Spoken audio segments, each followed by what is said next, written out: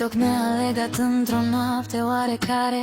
Printre mii de oameni te-am găsit din întâmplare. N-am știut atunci că o să-mi schimb tot universul, că o să-mi înveț tăcerea și durerea din versuri. Am vorbit până târziu despre vise și trecut, despre tot ce ne durea și despre ce-am pierdut. Și încet, fără să vreau, te-am lăsat în inima mea, fără să-mi dau seama cât de mult vei conta. TikTok ne-a legat, dar viața ne-a încercat. Eu te-am așteptat, tu mereu ai amânat.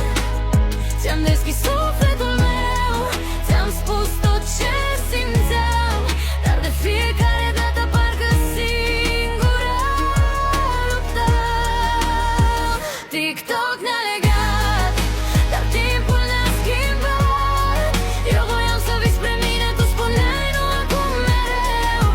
Și mă întreb în fiecare seară când adorm, dacă măcar acum înțelegi că te-am iubit enorm. Ți-am cerut doar adevăr și puțină claritate, nu promisiuni frumoase și speranțe amânate. Ți-am spus de atâtea ori că mă doare depărtarea, dar tu te ascundeai în spatele tăcerii și răbdarea. Am rămas acolo când totul se prăbușea. Mi-am pus viața pe pauză când lumea te judeca. Și poate asta doare cel mai mult acum în mine, că am fost mereu aproape, dar tu n-ai venit la mine. TikTok ne-a legat, dar viața ne-a încercat. Eu te-am așteptat, tu mereu ai amânat. Ți-am deschis sufletul meu, ți-am spus tot ce simțeam, dar de fiecare dată parcă singura luptam. TikTok ne-a legat, dar timpul ne-a schimbat. Eu voiam să vii spre mine, tu spuneai nu acum mereu.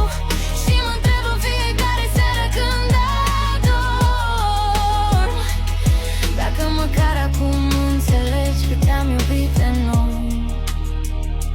Poate într-o zi o să privești în urmă și ai să vezi că nu cerem minuni, ci doar să mă alegi. Iar dacă drumul nostru se oprește aici acum, să știi că te-am iubit mai mult decât pot spune într-un album. TikTok ne-a legat, destinul ne-a purtat printre dor și întrebări, fără răspuns adevărat. Dar orice-ar fi de mâine și oriunde ajunge tu, o parte din povestea mea va avea mereu